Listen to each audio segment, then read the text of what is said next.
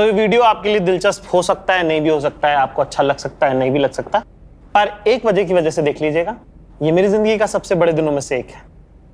क्योंकि मैं जिनके साथ बैठा हूँ मैंने इनसे बहुत सारा सीखा है, समझा है ना। और अपने काम, आपके काम में जो लोग आपसे बहुत आगे होते हैं, उनके सानिध्य में, उनके आसपास रहने से भी बहुत कुछ सीखने को मिलता है, ऐसा मेरा मानना है। तो आज हमारे काम में हम जिस तरह की जिंदगी जीते हैं, जीना चाहते हैं, उसमें जो सबसे ऊंचे पायदान पे हैं हिंदुस्तान में, वो आज मेरे साथ बैठे हैं। कपिल भाई कैसे हैं? अरे लव यू जाकिर भाई, इतनी प्यारी प्यारी बातें आपने बोल दी ना, मेरे को टेंशन में हो गए। Thank you for having me on your show bro. मेरा बहुत दिनों से मन था कि मैं कैसे बात करने का मौका मिलेगा, क्या मिलेगा, पर मैंने कहा कुछ ना कुछ आप मन में चाहो, कुछ ना कुछ होता ही है। हाँ बिल्कुल बिल्कुल हो जाता है। मैं भी आपकी वीडियो देखता रहता हूँ, तो मैं देखता हूँ यार, जैसे हमें तो एक प्लेटफॉर्म मिला है कि टीवी पे ऑलरेडी स्टेब्लिश शो था लाफ्टर चैलेंज, तो हम आ गए।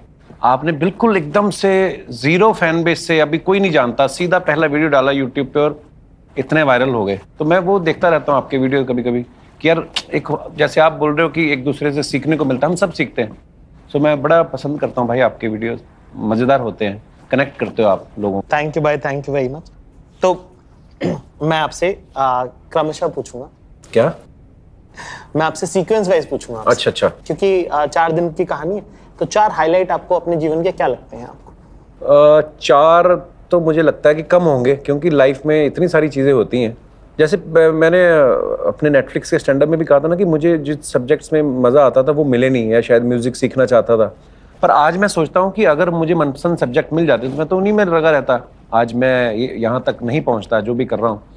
फिर आपकी जब शादी होती है वो सबसे बड़ा हाईलाइट होता है भाई साहब, है ना, और वो भी अपनी मनपसंद से हो जाए तो बहुत बड़ी नेमत है। और फिर उसके बाद बच्चे होते हैं लाइफ में, तो बस मुझे लगता है कि ये 2 3 4 हाईलाइट तो लाइफ में बड़े हुए ही हैं। बाकी तो 2 हाईलाइट घर पे ही है, एक हाईलाइट आप लेके आए थे। 3 मेरे हाईलाइट घर पे ही हैं। और फिर ऑफ कोर्स जब पहली बार टीवी पे लाफ्टर चैलेंज में अनुभव कैसा था भाई? क्या कैसे आपको वो ऑडिशन होते हैं, उसके वो सब प्रोसेस है? तो वो अमृतसर ऑडिशन लेने आए थे। हाँ। तो वहां पे तो उन्होंने फटाफट बोलते ना 2 मिनट में सुनाओ कुछ। मैंने 2 मिनट में कुछ ना कुछ सुनाया, उन्होंने आधे मिनट में रिजेक्ट करके निकल गए, है ना। तो फिर चलो हाँ, बहुत अच्छा था। तो ये बात है लाफ्टर चैलेंज सीजन 3 की। उससे पहले 2 सीजन आ चुके थे। फिर जब ये लाफ्टर चैलेंज हिट हुआ तो फिर रीजनल चैनल था हमारे MH1, उन्होंने पंजाबी में शुरू कर दिया एक, हंस दे हंसांदे रहो। तो मैं उसमें चला गया कि चलो लाफ्टर चैलेंज में नहीं हुआ तो इधर चलते हैं।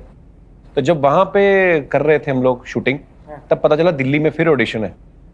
दिल्ली में कोई और बंदा आया हुआ था ऑडिशन लेने। मैं तो फिर ट्राई किया दिल्ली में जब किया तो फिर मेरा सिलेक्शन हो गया। अच्छा।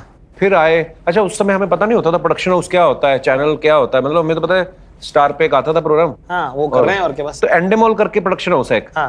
उन्होंने मुझे फोन किया कि हम एंडेमॉल से बोल रहे हैं, sir I am talking from Endemol and you have to come to Bombay, we are sending you ticket. Endemol मेरे को सुनाई नहीं दिया, मुझे लगा अंडमान वाले मेरे को कि मतलब बाहर से क्यों फोन आ रहा है, बॉम्बे में है प्रोग्राम। तो पहली बार उन्होंने बुलाया हमें। अच्छा, जब आपको कोई ज्यादा वो दे दे ना लग्जरी, तो साले अपने चुटकुले ना, वो दोबारा आदमी डाउट में आ जाता है कि जिस हिसाब से फ्लाइट है, फ्लाइट भी बड़ी नहीं लग रही है। फिर मैंने अपनी डायरी खोली कि ये चुटकुले, ये जो ट्रीटमेंट मिल रहा है उस हिसाब से ठीक है कि नहीं, कहीं कल को मैंने कहा ये चले ना, टिकट के पैसे ना मांग लें कल को हमसे। तो वो डर भी लग रहा था। फिर एक पहला एपिसोड जब हुआ, बड़ा एप्रिसिएशन मिला, बस फिर लाफ्टर चैलेंज किया। फिर तो वो नेवर लुकिंग बैक। हाँ, फिर कुछ ना कुछ। तो सारी दुनिया बात करती है ना कि ऑब्जर्वेशन ऐसी होनी चाहिए, कॉमेडी में ये करना चाहिए, कॉमेडी में वो करना चाहिए, फलाना ढिमका। पर मुझे ऐसा लगता है कि कॉमेडी में समय बर्बाद करना बहुत जरूरी है। बहुत जरूरी है। वो आपको बहुत मटेरियल देता है। उस समय लगता है शायद ये कुछ हो नहीं रहा है, पर वो सारी इन्वेस्टमेंट होती है। और जो हमारे बुजुर्ग बोलते हैं ना कि पढ़ा लिखा कभी बेकार नहीं जाता, तो पढ़ा लिखा सिर्फ किताबों का ही नहीं है। जो भी जिंदगी को पढ़ा आपने, जिन लोगों से मिले हो, आज हम कोई ना कोई कैरेक्टर प्ले करते हैं अगर, तो कहीं ना कहीं से इंस्पायर्ड होते हैं। वो किसी ना किसी को देखा रहता है हमने, यार एक अंकल मिले थे, वो बातों बातों में ऐसा करते हैं, है ना। तो आप कैसे अब इतना शूट करते हो, आप इतना, तो ये अब आप कैसे अपने आप को फ्रेश रखने के लिए क्या करते हो भैया? यार ये बड़ी मजेदार बात पूछी आपने। जनरली मैंने ना सेम ऐसी ही बात मैंने नवाज भाई से पूछी। मैंने कहा हम जिस बेल्ट से आते हैं, जिस जगह से आते हैं, हम बात करते हैं, हमारे ह्यूमर में भी वही चीजें, ऑब्वियसली हमारी अपब्रिंगिंग ऐसे माहौल में हुई है, और वो सारी चीजें सुना के अपना एक्सपीरियंस लाइफ का, वो किस्से लोग हमारे साथ कनेक्ट हुए। अब जबकि ज्यादा जरूरत है, क्योंकि तब तो इकट्ठा हो रहा था सब कुछ दिमाग में, उसको खर्च करने के लिए कोई प्लेटफॉर्म नहीं था। अब जबकि ज्यादा जरूरत है आपको सोसाइटी में रहने की, पर वो पॉसिबल भी नहीं है। हाँ क्योंकि पहले जैसे सड़क पे निकल पड़ते थे, अब वैसा नहीं, लोग पहचानते हैं। अभी आप है ना फंस भी सकते हो। सो मेरा क्या होता है, कभी कभी मेरे पुराने जो दोस्त हैं, मेरे आज भी वही दोस्त हैं जो स्कूल कॉलेज के थे, तो कभी भी मौका मिले, जैसे अभी न्यू ईयर पे था तो मैंने सारे अपने पुराने यार दोस्तों को फ़ोन किए, मैं कहा आओ बैठते हैं। तो ले दे के मैंने देखा है, किसी ने किसी से नहीं पूछा तू क्या कर रहा, ले दे के वही मेमोरीज, तुझे याद है एक बार हम कॉलेज की पिकनिक में वहाँ पे क्या हुआ था, अरे याद है। तो यही सब बातें, तो फिर उनके बातों बातों में जो भी किस्से, तो आई थिंक वो बड़ी ज़रूरी चीज़ है। कट ऑफ नहीं हो सकते आप, कट ऑफ हो गए तो फिर आप वो मैकेनिकल हो जाओगे। वो बहुत जरूरी है ना कि आप लगातार लोगों से रसद आपकी आती रहे। बहुत जरूरी है। टीवी का ये जो कपिल शर्मा शो करने का जो अनुभव है आपका, पिछले 10 साल से लगातार कर रहे हो आप ये show, राइट। वो एक्सपीरियंस में कितना ग्रो करे आप, क्या क्या सीखा आपने एज आर्टिस्ट, क्या क्या सीखा आपने? यार मुझे लगता है कि हर एक एपिसोड के बाद कोई ना कोई नई चीज़, जैसे आज पहले मुझे लगता था जब लाफ्टर चैलेंज में पहले ऑडिशन में रिजेक्ट हुआ, मुझे लगता है यार ऐसे कैसे रिजेक्ट कर गए, लेकिन आज जब मैं अपना वो सीजन देखूँ ना कभी, तो मुझे लगता है इन्होंने सेलेक्ट कैसे कर लिया मुझे। एक होता ना कि आप खुद को एनालाइज करते हो कि यार ये बड़ी कमी है परफॉर्मेंस में, तो वो करते करते ऑब्वियसली आप कोई भी काम करो, चाहे कोई सीरियस मूवी करो, नई चीज़ें सीखते रहते हो। और मैंने बड़ा ग्रो किया है, कॉन्फिडेंस भी आप में एक आता है, तो ना पहले पहले कोई फिल्म स्टार आता था मैं खुद घबराया रहता था, है ना, आजकल उल्टा है ना? क्या बात है। मतलब वही है, काम जितना आप काम करते हो। बिल्कुल। मुझे याद है बच्चन साहब मेरे शो पे आए ना पहली बार, मेरी हिम्मत ही नहीं थी कि मैं कुर्सी पे बैठ जाऊं, मैंने पूरा शो खड़े खड़े, मेरे दिमाग में भी नहीं आया, ना ही मुझे किसी ने बोला सामने से कि तू भी बैठ जा फ्रेम में, है ना। अलग है कि उनको वाइड खोलना पड़ रहा है, हाँ। कि अगर मैं भी बैठ जाऊंगा तो शायद क्लोजअप भी लग जाएगा, हाँ। और बड़ा कमाल का एपिसोड हुआ। तो फिर मतलब पूरे बॉलीवुड को मैंने अपने घर में रिसीव करके उनसे मिला हूँ, ऐसी सो इतनी खूबसूरत यादें हैं शो। यार एक डेकेड पूरा निकल गया, 10 साल, यार जनरेशन चेंज हो गई, बहुत होते हैं, हमें नहीं पता चला एक्चुअली। हाँ। तो मुझे कभी कभी कमेंट्स आते हैं ना, सर मैं स्कूल में था जब आपका शो देखता था, फिर मेरे को रियलाइज होता है हम बड़े हो रहे हैं, है ना। नहीं तो आदमी अपने आप को मानता ही नहीं है। तो भाई मेरे को पूछना था आपसे कि बड़े बड़े लोग आपके शो पे आए, तो ऐसे कौन से नोटेबल लोग थे जिनसे मिलके आपको लग रहा था कि यार ये थोड़ा भारी है, मतलब जैसे अमित जी हुए। जी जी। शाहरुख खान से आप कैसा रहा वो वाला? यार शाहरुख भाई से जब पहली बार मिला था ना, वो आदमी में ना एक बात है, वो इतना बड़ा सुपरस्टार है, हाँ। पर वो आप उनको भी पता है कि मेरे सामने शायद नर्वस हो जाएगा कोई, तो वो पहली बार में आपको मिलके पहले तो इतना कंफर्टेबल कर देंगे कि उसके बाद आप ऐसे हो जाते हो, अच्छा और सुनाओ फिर शाहरुख भाई। तो जैसे मेरे को उन्होंने पहली बार अपनी वैन में बुलाया, शाहरुख भाई बुला रहे हैं मेरे शो पे आए, तो मैं ऐसे, दीपिका भी नई आई थी उस समय, हे दीपिका यू नो हिम, इसने देवदास का स्पूफ किया था, मैं इसका फैन हूँ। मैं सोचूं यार शाहरुख भाई ये बात बोल रहे हैं, शाहरुख खान है ना, तो फिर आदमी रिलैक्स हो जाता है। तो फिर 6 घंटे मेरे सेट पे रहे, इतना मजा किया हमने। तो वो एक बात तो है उस इंसान में कि जो उसको जानते नहीं अभी तक, मतलब स्क्रीन पे ही देखा है, वो तो उनसे प्यार करते ही हैं, जो एक बार उनसे मिल लेता है वो फिर वो उसके दिल में बस जाता है शाहरुख खान। क्या बात? उससे प्यारा इंसान, बहुत ही। फेवरेट हीरोइन कौन सी है आपकी दीपिका पादुकोण के अलावा? अच्छा ये तो कंफर्म है। दीपिका बहुत, मुझे ना सिर्फ कई लोग ऐसे पूछते हैं, मुझे एक चीज ना वो भी बड़ी अपील करती है कि जैसे दीपिका की अगर बात करें, एक्ट्रेस तो कमाल है ही, हाँ। लेकिन वो विदाउट एनी फिल्मी बैकग्राउंड इस इंडस्ट्री में आना और टॉप पे पहुंचना, एक जर्नी की भी रिस्पेक्ट होती है। क्या बात है, वाह। पर मैंने देखा जैसे कि आपका ये रनिंग गैग भी, आपका इतना लंबा शो है कि उसमें बहुत सारे रनिंग गैग्स भी हैं। जी। जैसे दीपिका एक रनिंग गैग है ना, कि एक वो पूरे टाइम वो बना रहता है कि रणवीर सिंह जब आ रहे हैं तब भी दीपिका है उसमें। हाँ, क्योंकि अब एक लोगों के मन में भी एक रिलेशनशिप बन जाता है, हाँ। है ना। कहीं मैंने उनके साथ कोई ऐसी फ्लर्ट वाली बात की, तो लोग भी उसको एंजॉय करते हैं, तो बड़ा प्यारा सा रिलेशनशिप आपका बन जाता है। ऑन स्क्रीन है और ऐसा नहीं कि ऑफ स्क्रीन भी जब मिलते हैं इतने प्यार से मिलते हैं, तो हाँ मजा आता है। भाई उस दिन जब मैं आपके शो पे जब आया था, तब मेरा सबसे बड़ा हाईलाइट थे आपकी मम्मी। तो हर शूट पे आती हैं आपकी मम्मी, ऑलमोस्ट हर शूट पे। अच्छा। हाँ, अभी तो बड़ी पॉपुलर हो गई मेरी मम्मी। मैं लंदन में हम लोग शो करने के लिए गए, तो लॉबी में बैठी हुई थी मम्मी, 4-5 लेडीज आई मेरे साथ, फोटो खिंचा के निकल गई। तो मम्मी को बड़ा बुरा लगा कि मेरे को कैसे नहीं पहचाना। मम्मी ने पीछे से आवाज लगाई, हेलो, तो वो घूमी थे, अरे आंटी जी आप भी। मैंने कहा मेरे साथ नहीं फोटो खिंचाई। उन्होंने देखा, वो बड़ा एंजॉय करती है। इस उम्र में वो स्टार बन गई वो पूरी। वाह जी वाह, बहुत बड़ी। उस दिन गाना कितना लंबा गाया उन्होंने। हाँ, वो जस्सी पाजी ने माइक दे दिया ना उनको पता नहीं था ना। मेरी माँ मेरे को पता था नहीं छोड़ेगी माइक, तो आपने बोला मम्मी माइक। मजाल है, मम्मी ने छोड़ा। हाँ, बड़ा वायरल हुआ वो। हाँ, वो बड़ा मजा आया उसमें।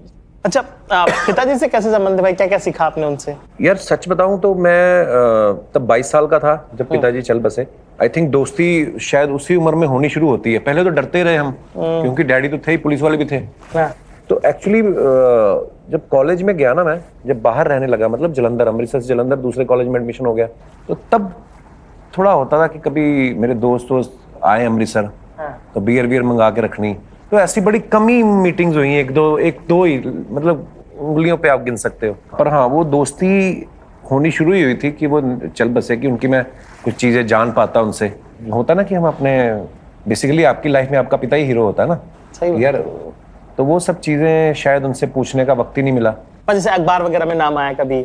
हाँ, हमारा जब यूथ फेस्टिवल में हमारा प्ले आया, पहली बार जब प्ले किया, वो 3rd आया था। हाँ। तो 1st, 2nd, 3rd की ट्रॉफी और वो सब छोटी छोटी फोटो आती ना, जैसे पहले ऑडियो कैसेट के नीचे लिरिसिस्ट की फोटो होती थी, इतनी सी। तो इतनी सी फोटो लगी, पहचान में भी नहीं, लेकिन मैंने डैडी को दिखाया, बड़े खुश। तो अपने उनके जो चौकी के SHO थे, उनको जाके दिखा रहे हैं। घर से पेपर लेके गए। अच्छा। हाँ, तो मुझे कैसे पता चला? मैं एक बार ऐसे दोबारा डैडी से मिलने गया, बोले ये मेरा बेटा जो मैं आपको दिखाया, अखबार में फोटो आई। क्या बात है। तो मैं वैसे ही कभी कभी दिल में आता है कि यार आज अगर होते, है ना। हाँ। तो जब मैंने ही कभी नहीं सोचा था कि ये सब होगा, तो अच्छा लगता है उनको।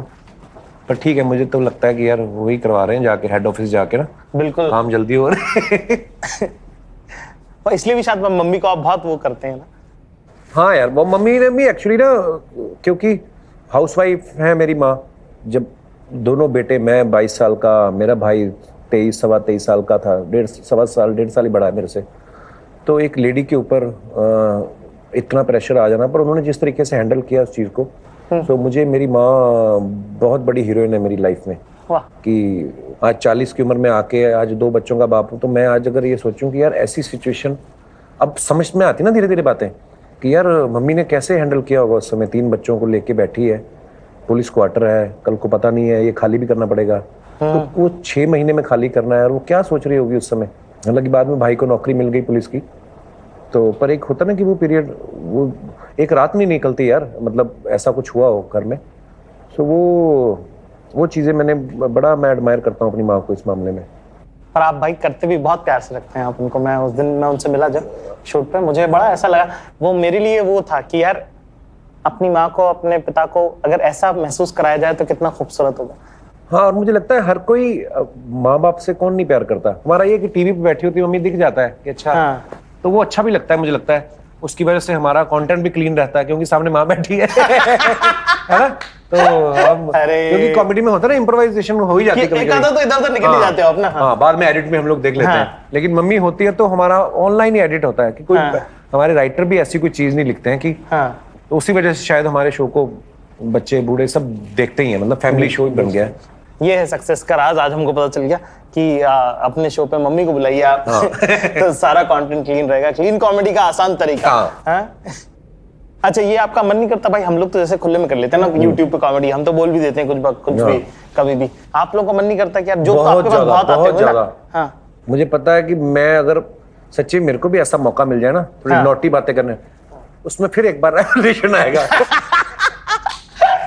मैं आपके शो में देखा था, आपके साथ थे शायद इरफान भाई जी।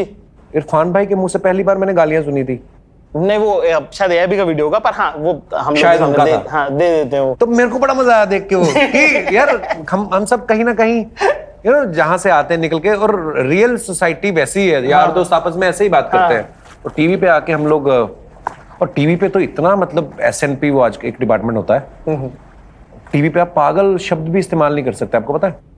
अच्छा, छोटी-छोटी चीजों पे बहुत उनका बहुत सारा हुआ, मुश्किल भी हो जाता है। आजकल लोग नाराज भी हो जाते हैं, होते होंगे शायद पहले भी, आई डोंट नो, पर शायद पहुंचती नहीं थी मैसेज। आजकल क्या सबके पास ट्विटर है, सबके पास, तो उन सब चीजों का भी ध्यान रखना पड़ता है। ट्विटर का तो आपको ध्यान रखना ही चाहिए। हाँ। अब मैं जाता नहीं हूँ, अब मुझे जो अपने बारे में डालना है, कोई चीज कर रहा हूँ नहीं, तो डाल दिया, लोगों के कमेंट्स पढ़ने ही नहीं। आपकी फिल्म आ रही है भाई, नहीं, क्या नाम है उसका?